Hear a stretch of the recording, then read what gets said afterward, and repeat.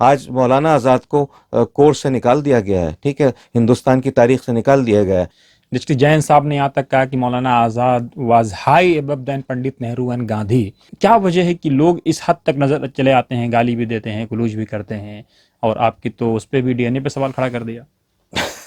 उन्होंने नहीं, गिनाया है। ये बात तो साबित है कि हज़रत मौलाना अबुल कलाम आज़ाद अहले हदीस थे, और वो अहले हदीस की तरह ही नमाज पढ़ते थे, और जुलेखा बेगम भी उसी तरह से नमाज पढ़ा करती थी। इस चैनल की जिस तरह का भी चैनल हो, मैं I do not know the technicalities of this field, लेकिन इसकी क्रेडिबिलिटी ज़बरदस्त है। One of the best credible channels, private channels, is वतन समाचार। थैंक यू फिरोज साहब।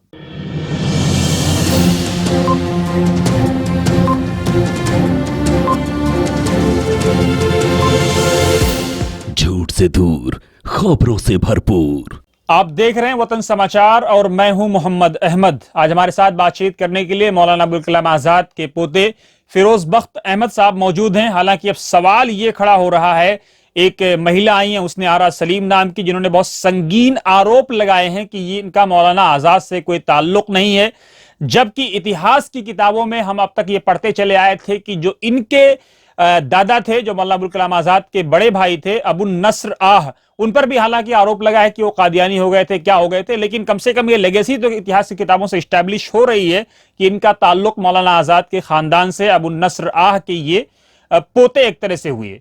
अब बात करेंगे फिरोज साहब से, सच्चाई क्या है। फिरोज साहब, वतन समाचार में आपका स्वागत है। देखिए, बहुत बहुत शुक्रिया वतन समाचार का। फिरोज साहब, आप पे बड़ा संगीन आरोप है कि आपका ताल्लुक मौलाना आजाद से नहीं है। एक महिला हुस्न आरा नाम की मार्केट में हैं, वो सीधे सीधे अभी कुछ दिनों पहले माइनॉरिटी कमीशन के चेयरमैन के पास भी गई थी, अलग अलग जगहों पे पता चला ये वरुण गांधी जी के यहाँ भी गई थी, और कहीं ना कहीं आप पे आरोप लगा रही हैं आपका ताल्लुक मौलाना आजाद से नहीं है। हालांकि अब तो इतिहास की किताबों से एस्टैब्लिश हुआ है, लेकिन क्यों ये आरोप लगा रही है, इसके पीछे की सच्चाई क्या है। अभी तक मौलाना आजाद के 3 दावेदार थे, फिरोज बख्त अहमद, नजमा हेपतुल्ला और क्या नाम है, आमिर खान। हालांकि आमिर खान पे भी आरोप लग रहा है कि अगर मौलाना के सच्चे वफादार होते तो उन्होंने आज तक कोई मूवी भारत रत्न विजेता पर भी नहीं बनाई, जबकि जिस आदमी का बच्चा कम उम्री में फौत हो गया हो, दोबारा उसको शायद अपनी बीवी के पास जाने का मौका ना मिला, जिसको मौलाना अबुल कलाम आजाद कहते हैं, और पूरी जिंदगी उन्होंने जेलों में गुजार दी, और देश के लिए, समाज के लिए, और जबकि यहां तक कह दिया कि हिंदू मुस्लिम इत्तेहाद में दूरी की कीमत पर वो आज़ादी को नहीं कबूल कर सकते हैं। आज़ादी में देरी कबूल है, लेकिन हिंदू मुस्लिम इत्तेहाद में दूरी कबूल नहीं है। उस खानदान से अब आपको निकालने का प्रयास हो रहा है, क्या कहेंगे। देखिए, ऐसा है मोहम्मद अहमद साहब, सबसे पहले तो मैं शुक्रिया अदा करूंगा आपके वतन समाचार का। एक अच्छा चैनल है, 4 दांगे आलम में इसको देखा जाता है और इसकी तारीफ भी की जाती है। हालांकि मैं इस सब चीज़ पे बात करने का मेरी ख्वाहिश नहीं थी, लेकिन चूंकि अब आप आ गए हैं, आपने सवाल जवाब किए हैं। नहीं, ख्वाहिश का मतलब आप पे आरोप है तो आप तो जवाब देंगे ना। देखिए, आरोप तो कोई भी किसी के ऊपर लगा देता है। मैं आरोप की बात करता हूँ, आप तो दीनदार आदमी हैं, और जहाँ तक मौलाना आज़ाद का ताल्लुक़ है, आप अमायद भी थे, काबिर भी थे, आलिम दीन भी थे, मतलब आपकी तो बात ही कुछ और है। यानी जो खिदमत आप हिंदुस्तान के लिए कर गए, मैं नहीं समझता कोई अकाबिर, कोई अमायद या कोई पॉलिटिकल जो स्टेट्समैन है वो कर गया है। हाँ, मैं उसी पे आ रहा हूँ। सियासत के सीने में दिल नहीं होते हैं। नहीं, बिल्कुल सही कह रहा है। तो आरोप तो लोग लगाएंगे ना आपकी लेगेसी को डिमोलिश करने के लिए। आरोपों का तो चक्कर ऐसा है ना, देखिए मोहम्मद अहमद साहब के नबियों को भी लोगों ने नहीं छोड़ा। हम तो बहुत छोटी सी चीज़ हैं, हम तो उनके पाँवों की धूल भी नहीं है, ठीक है। अब मैं थोड़ा सा आपको, चूंकि आरोप की बात कही है आपने, और आपने कुछ सवाल में इस तरह से भी कहा था कि ये इस्टेब्लिश हो गया उन्हीं के ख़ानदान के हैं, जिसको हिंदी में वंशज कहा जाता है, या चश्मे चिराग हैं उनके। देखिए, ऐसा है, अच्छा नहीं लगता बार बार इस चीज़ को मुझे बताना, क्योंकि जो मैं हूँ वो हूँ, ठीक है। आपने जिक्र किया हज़रत मौलाना के जो बड़े भाई हैं, जो मेरे हकीकी दादा थे, मौलाना ग़ुलाम यासीन उनका नाम था, अबुल नस्र आपका तखल्लुस था। आप भी मौलाना आज़ाद की तरह ही उर्दू में, फ़ारसी में, अरबी में, यहाँ तक के अंग्रेज़ी और काफ़ी हद तक तुर्की की भी आपको ज़बान की भी आपको जो है नॉलेज थी। लेकिन यह है कि मौलाना आज़ाद की हाथ की लकीरों में था आगे बढ़ जाना, ठीक है। काबिलियत जो है फिर अल्लाह साथ देता है। तो मौलाना ग़ुलाम यासीन के साथ ट्रेजिडी ये हुई कि 24 बरस की उम्र में वो फौत हो गए, ठीक है। और मैं ये बता दूं आपको, उनके जो वालिद थे जो बहुत बड़े पीर फकीर भी थे, लोग उनको बड़ा मानते थे। तो उनके वो मतलब 5 औलादों में से मेरे जो दादा थे वो उनके उनकी चौथी औलाद थे। 5वें मौलाना आज़ाद थे, सबसे छोटे थे। मौलाना खैरुद्दीन कलकत्ता में बालीगंज सर्कुलर रोड की जो जामा मस्जिद है, हर हफ्ते वहाँ से वो खिताब करते थे और दुनिया भर से लोग उनका खिताब सुनने को आते थे। एक ऐसे आलिम दीन थे कि अच्छा, एक किस्सा और बता दूं कि मौलाना आज़ाद को वो अपना चाहते थे कि भाई उनके बाद जो है गद्दी वो संभालें, लेकिन मौलाना आज़ाद को सिलसिला पसंद नहीं था। लोग आते थे, उनके हाथ चूमते थे, सब बोसा देते थे उनको और कुछ नजराने भी देते थे। और वो ज़माना था कि हिंदुस्तान अंग्रेज़ों के चुंगल में था। मौलाना ने फैसला कर लिया था कि ये जो मेरी सरजमीन है ये, और मौलाना का ये आपने सुना होगा, ये भी एक फ्रेज़ वतन के लिए उनके ज़बान से अक्सर अक्सर निकला करती थी कि हुब्बुल वतनी निसफुल ईमान, यानी वतन से मोहब्बत जहाँ आप रहते हैं आधा ईमान है। आधा ईमान तहारत, सारी चीज़ें। तो अब मैं बताना चाहूँगा कि जो लोग इस तरह की बातें करते हैं, देखिए मैं तो, आपने उन साहिबा का नाम लिया, मुझे कोई उनसे दुश्मनी नहीं है। अगर वो अपने को कहती हैं मौलाना आज़ाद की औलादों में से हैं, ठीक है, काम करें, मौलाना आज़ाद के लिए काम करें। मेरी तो जब से आँख खुली लोगों ने मुझे बताया, मेरी बड़ी बहनों ने बताया सब कुछ। मेरे जो वालिद थे हज़रत नूरुद्दीन साहब, उनकी और मेरी वालदा के ताल्लुकात अच्छे नहीं थे, ठीक है। और हुआ ये कि मेरी पैदाइश से पहले ही जो मेरे वालिद थे, कुछ खटपट हुई वालदा के साथ, वो दिल्ली में उनको छोड़ के कलकत्ता चले गए, ठीक है। मुझसे जिन साहिबा का आपने नाम लिया, और भी कई लोग हैं जो अपने को उस ख़ानदान से समझते हैं कि उनका ताल्लुक़ है, ये कहा कि आप अपनी वालदा और वालिद साहब का निकाहनामा दिखाइए तब हम मानेंगे। ये होता है। बल्कि मैं, एक दिलचस्प चीज़ है, आउट ऑफ मैं फोकस बता रहा हूँ, आउट ऑफ समझिए कि डिस्कशन बता रहा हूँ कि एक दफ़ा वज़ीर आज़म मोदी साहब भी ये कह रहे थे कि मुझे बड़ा दुख होता है, लोग मुझे गालियां देते हैं। 91 गालियां दे दी मुझे ऑपोजिशन ने, और मेरी वालदा तक को उनके ऊपर लाछन लगाई। ये कहते हैं कि इनके वालिद कौन थे, इस तरह की। ये जब आदमी कुछ अचीव करता है तो कुछ लोग तो तारीफ़ करते हैं उसकी, ठीक है, कुछ लोग मुखालिफ हो जाते हैं। वो इस तरह की चीज़ें जो हैं, जैसे मेरे ख़िलाफ़ जो है जिन साहिबा का आपने नाम लिया, उन्होंने वीडियो भेजे, वीडियो में तू तड़ाक तरह की, ये आदमी ऐसा है, ये यूं है, ये पॉलिटिकल जो है फ़ायदा उठाना चाहता है। अरे भाई, मैं पढ़ने लिखने वाला आदमी हूँ, उस लाइन का आदमी हूँ। मौलाना आज़ाद को मैं मानता हूँ कि हिंदुस्तान के जितने भी लीडर्स रहे हैं, उनके जैसा लीडर आज तक कोई पैदा नहीं हुआ है। तो मैंने उनके लिए काम किया। तो अगर आप खुद को ये कहती हैं, और आखिर में ये बताना चाहता हूँ कि मौलाना आज़ाद के ख़ानदान से काम करिए, कोई किताब लिखिए उनके ऊपर, कोई फ़िल्म बनाइए। जैसे अभी आपने कहा कि आमिर खान साहब को एक फ़िल्म बनानी चाहिए थी, हिंदुस्तान की आज़ादी, मौलाना आज़ाद का जो उसमें रोल था, कोई बात नहीं, ठीक है, वो अपने उनकी अपनी ज़िंदगी है। इनका ताल्लुक़ जो बताती हैं ऐसा है, देखिए कि मौलाना आज़ाद के जो वालिद थे मौलाना खैरुद्दीन, उनके मानने वालों में, जैसे वो पीर फ़कीर थे, तो उनके मानने वालों में एक आफ्ताबुद्दीन साहब हुआ करते थे। आफ्ताबुद्दीन साहब के उनकी औलादों में, मेरे 6 औलादें थीं उनकी। 5 बेटियां थीं, 1 बेटे थे, जमालुद्दीन। तो उन 5 बेटियों में से एक बेटी मौलाना आज़ाद को भी आई हुई थी, उनका नाम था जुलेखा बेगम। दूसरी बेटी जो भी आई हुई थी वो हमारे हकीकी दादा हज़रत मौलाना अबू नसरा ग़ुलाम यासीन को भी आई हुई थी। बाकी जो थी, और भी कई नाम थे, ज़ुबैदा बेगम, क्या क्या नाम थे उनके। उनमें से एक जो बेटी हैं, उनके 2 बेटे थे, अब्दुल सलीम और अब्दुल रहीम। तो ये जो साहिबा हैं, ये अब्दुल सलीम साहब की बेटी हैं। और ये हर जगह ये कहती हैं आई एम द ग्रैंड नीस। अरे भाई ठीक है, आप ग्रैंड नीस के ग्रैंड डॉटर ही कहिए, लेकिन दूसरे को ज़दोकोब करने का आपको कोई हक नहीं है, किसी को। और मैं तो, देखिए, मेरे पास तो पॉजिटिविटी का वक्त नहीं है, मैं नेगेटिविटी का वक्त कहाँ से निकालूं। ये सब चीज़ें आई, लोगों ने मुझे बताया, बहुत से लोगों ने बताया कि आपके ख़िलाफ़ इन्होंने 4-5 हज़ार लोगों को ख़त लिख दिए, उसमें क्या क्या लिख दिया, और यहाँ तक मतलब कह दिया कि आपका नाम फ़िरोज़ बख्त नहीं है, जो कि मौलाना आज़ाद का तारीख़ी नाम था, जो कि मेरे वालिदैन ने रखा था। आपको इरफान अहमद है। मैं तो मतलब क्या कहूँ उस पर, मैं मतलब हंसूँ या सर सर पीटूँ, माथा पीटूँ। तो लेकिन फिर भी मैं अल्लाह से ही दुआ करूँगा कि हुस्न आरा सलीम साहिबा को अल्लाह जो है उनको नेकी की तौफीक दे, और सही मानों में अगर वो समझती हैं कि मौलाना आज़ाद के ख़ानदान से हैं, उनके लिए काम करें। आज मौलाना आज़ाद को कोर्स से निकाल दिया गया है, ठीक है, हिंदुस्तान की तारीख़ से निकाल दिया गया है। ये अलग बात है कि मौलाना जैसी शख्सियत हिंदुस्तान की तारीख़ से कभी भी जो है वहाँ से उनका सूरज गुरूब नहीं होगा, उस पर काम करें, ठीक है। शी इज़ मोस्ट वेलकम कि मेरे साथ आके काम करें। नहीं करना चाहती हैं अपने आप करें, ठीक है, लेकिन दूसरे को गालियां देने से ये मसला हल नहीं होने वाला है। फिर उस आप ब्रीफ में बताएं कि हम्म। आप मौलाना आज़ाद की मज़ार को खुलवाने के लिए लड़े। जस्टिस जैन साहब ने यहाँ तक कहा कि Maulana Azad was high above than Pandit Nehru and Gandhi. मतलब बहुत बहुत बड़ा रिमार्क है किसी जस्टिस के ज़रिए से अगर ये कहा जाए आज़ादी में। उसके बाद और भी बहुत सारे मामलात आप लड़े। मैं तो कह सकता हूँ कि मैं बहुत जगहों पे मैं खुद लड़ा मौलाना के लिए, लेकिन उसके बाद इस तरह का क्लेम कहना, जैसे नजमा साहिबा थी, उन्होंने ज़िंदगी भर गवर्नर रह लिया, चांसलर रह लिया, ये रह लिया, मंत्री रह लिया, एमपी रह लिया, लोकसभा राज्यसभा में रह लिया, लेकिन मौलाना के लिए क्या किया उन्होंने? लेकिन सवाल तो ये बनता है ना। तो आप तो फिर भी कुछ ना कुछ, मौलाना आज़ाद का मज़ार अगर आज खुला है तो उसमें आपका बड़ा मेजर रोल है। आप कई मौक़ों पे आर्टिकल भी लिखते हैं, ये भी करते हैं, वो भी करते हैं।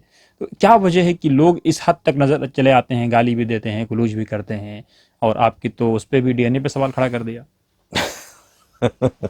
देखिए, डीएनए पे सवाल खड़ा करने से खड़ा नहीं होता सवाल, लेकिन यह है कि जिन लोगों ने मेरे वालिद को कलकत्ता में मतलब वो वहाँ रहते थे, कलकत्ता में जो एक इलाका है वो कलकत्ता 12 है और 32 नंबर उनका मकान था।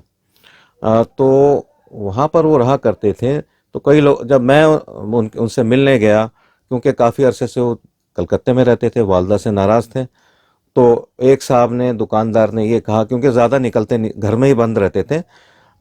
दिन में भी वो नूरुद्दीन साहब क्या करते थे कि अपना पैडलॉक का दरवाज़ा था, पीछे से लॉक रहता था, आगे से अब्दुल साहब और अब्दुल सलीम साहब बंद करके जाते थे। इनसे कोई मिले नहीं।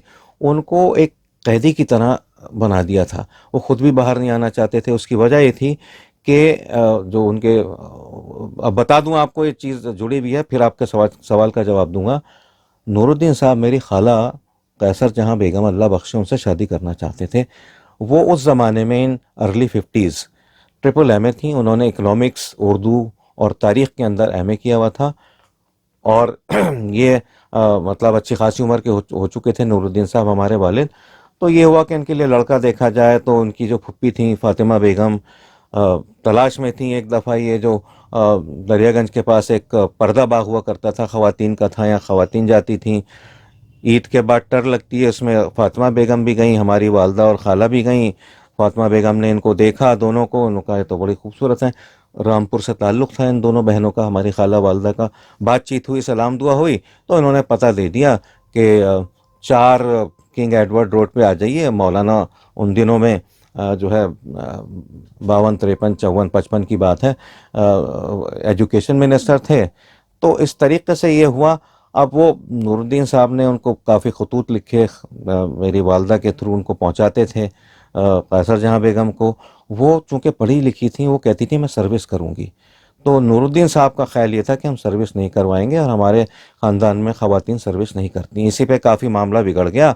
तो उन्होंने उनसे बदजन होकर मेरी वालदा की तरफ जो है रुजू किया, और एक बहुत ही खामोशी के साथ, उसकी तफसील आपको मिल जाएगी, हमें तो पता नहीं, हमारी बड़ी बहन बताती हैं शहनाज बेगम, कि इन्होंने कुछ लोगों की मौजूदगी में, जिसमें कुछ बड़े नाम भी हैं, वहाँ मुर्गे वाली गली है, वहाँ पर उन्होंने उनके साथ निकाह कर लिया।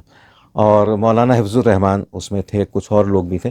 तो ये कहानी है। और आखिर में मैं ये बताऊंगा आपको कि आपने जो सवाल किया था कि भाई बहुत से लोग जो हैं उनसे अपने को मुंसलिक करते हैं, कुछ काम नहीं किया। कोई बात नहीं है, नजमा आपा का नाम लिया, ठीक है, जो भी है, नजमा आपा जो भी हैं अपने कुछ ना कुछ करती रहती हैं, ठीक है।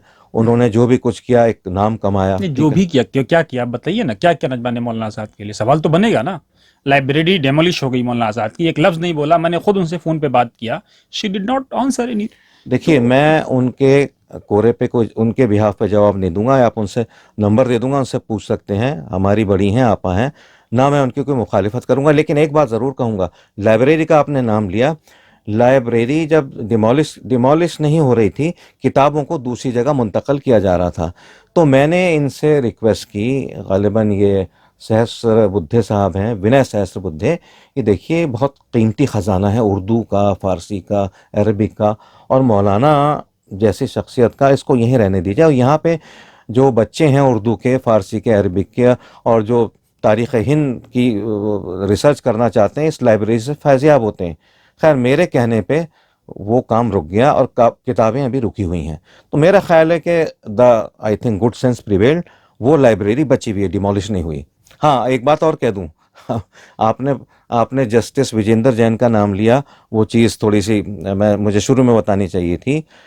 मौलाना आज़ाद का जो मज़ार है, जो कि जामा मस्जिद के साए में है, वहाँ पर बड़े गलत काम हुआ करते थे, किसी को पता ही नहीं था मौलाना आज़ाद का मज़ार है। और पीछे की तरफ से सीढ़ी लगी हुई थी, जहाँ पर एक और दरगाह है, उस सीढ़ी में से जो नशा करने वाले लोग, स्मैकी ये सब आते थे और वहाँ लूटते रहते थे। किसी ने मुझे बताया, मैंने जाके खुद देखा, ये बात ठीक थी। तो काफ़ी मैंने सरकार को, उस वक्त 2005 की बात है, हाँ, तो काफ़ी मैंने सरकार को लिखा, कोई फ़ायदा नहीं हुआ। फिर मैंने, हमारे दोस्त हैं अतीब सिद्दीकी साहब, बड़े काबिल वकील हैं, उन्होंने जो पटिशन डाली, तो उस पटिशन का फ़ौरन असर हुआ। जस्टिस विजेंद्र जैन का जो फाइनल जो ऑर्डर था, उसमें मैं भी था, गालिबन कोर्ट नंबर 6 था ये, उसमें उन्होंने ये कहा कि ये बड़े अफसोस की बात है कि जैसे गांधी समाधि है, नेहरू जी की समाधि है, और भी सभी की, बड़े बड़े लोगों की जो स्वतंत्रता सेनानी हैं उनकी समाधि है, मौलाना आज़ाद का जो कंट्रीब्यूशन था, ठीक है, जो उनकी कुर्बानियाँ थीं, उनके अल्फाज हैं, कोर्ट ऑर्डर में है 2005 का, उनकी कुर्बानियाँ, मौलाना आज़ाद की कुर्बानियाँ गांधी जी और पंडित नेहरू की कुर्बानियों से और उनकी मेहनत से ज़्यादा थी। तो उनके मज़ार को खोला जाए, वहाँ पे पहरा लगाया जाए और जो भी उसमें कमी है उसको पूरा किया जाए। चलिए, बहुत शुक्रिया फिरोज साहब से बात करने के लिए। तो दोस्तों, ये थे फिरोज बख्त अहमद साहब, जिन्होंने कई सारे सुलगते सवालों के जवाब दिए हैं। अपने जो इनके सगे दादा थे, उनके कादियानी होने पर जो आरोप लगा, उसका भी जवाब दिया। हालांकि आरोप ये भी है कि मौलाना मोहम्मद अली जौहर या इनके जो रिश्तेदार या बड़े लोग थे, उनमें से भी कई लोग कादियानी थे। आरोप हैं, आरोपों का क्या, लेकिन सच्चाई क्या है ये तो शायद उस दौर के लोग बता पाएंगे, या अब ये हश्र में फाइल खुलेगी क़यामत के दिन, जब अल्लाह अपनी अदालत पे बैठेगा। लेकिन कम से कम किसी को किसी पर आरोप लगाने से पहले ये सोचना चाहिए कि कहीं जाने अनजाने में वो अपनी नेकियों का उससे सौदा तो नहीं कर रहा है। आप देख रहे थे वतन समाचार, छोटी सी क्लिप दूंगा इससे पहले कि आप इसको तमाम करें। कादियानी की, देखिए, कुछ भी किसी को कहा जा सकता है, कादियानी है, बोरा है, कादियानी भी इंसान है, मेहंदी भी इंसान है, बोरा भी इंसान है, लेकिन मैं बबांगे दहल ये बात कह रहा हूं कि मौलाना आज़ाद कादियानी नहीं थे। अब इल्ज़ाम तो किसी के ऊपर भी कुछ भी लगा दिया जाता है। मौलाना आज़ाद पे तो ये एस्टैब्लिश हो गया कि वो अहले हदीस थे, अहले हदीस थे। और जो उनके वालिद थे, यानी हमारे दादा अबू नसरा गुलाम यासीन, वो कहीं से कहीं तक ना तो कभी वो कादियान गए, ना ही उनका, मतलब ये कहने को कुछ भी कह दो आप। और पंडित नेहरू तो यहाँ तक कहा था कि उलमा अहले हदीस की कुर्बानियां एक तरफ और बाकी लोगों की कुर्बानियां एक तरफ अगर रख दी जाए तो उलमा अहले हदीस की कुर्बानियां पलटे पे भारी पड़ जाए। उसमें उलमा सादिकपुर का बड़ा रोल उन्होंने गिनाया है। ये बात तो साबित है कि हजरत मौलाना अबुल कलाम आज़ाद अहले हदीस थे और वो अहले हदीस की तरह ही नमाज पढ़ते थे, और जुलेखा बेगम भी उसी तरह से नमाज पढ़ा करती थी, ये कहीं लिखा हुआ है। लेकिन ये कि कादियान से ये जो मजहब है कादियानियों का, इससे जोड़ना मैं समझता हूँ उससे ज्यादा बड़ी कोई नाइंसाफी नहीं है। Hate for none, love for all, बस बस बस यही होना चाहिए मेरे ख्याल से। और आखिर में कहना चाहूँगा, ये एक जुमलों की बड़ी बात होती है। आन जहानी प्रोफेसर गोपीचंद नारंग से सुना था, उनके खिलाफ किसी ने पूरी किताब लिख डाली थी, कनाडा ने, कोई उनके बिरादर निस्बत थे, जो भी थे। तो मैंने कहा आपके खिलाफ किताब लिखी है प्रोफेसर गोपीचंद नारंग साहब, बड़े बदनाम हो रहे हैं आप इसके जवाब में किताब लिखिए। तो गोपीचंद नारंग साहब ने बड़ा खूबसूरत जवाब दिया, मुझे आज भी याद है, मैं औरों को, बच्चों को बताता हूँ कि फिरोज साहब मैं इसमें इंटरेस्टेड नहीं हूँ, लिख दी, वो उनका दीन धर्म ईमान है, मेरे पास तो पॉजिटिव काम करने का वक्त नहीं है, तो मैं नेगेटिव के लिए वक्त कहाँ से निकालूं। मेरा पैगाम मोहब्बत है, जहां तक पहुंचे हमने खुशबू की बंद खोल दी, अब हवा तेरी जिम्मेदारी है। बहुत शुक्रिया बहुत फिरोज साहब से बात करने के बहुत बहुत शुक्रिया वतन समाचार का। और मैं बता दूं कि इस चैनल की, जिस तरह का भी चैनल हो, मैं I do not know the technicalities of this field, लेकिन इसकी क्रेडिबिलिटी जबरदस्त है। One of the best credible channels, private channels is वतन समाचार। थैंक यू फिरोज साहब।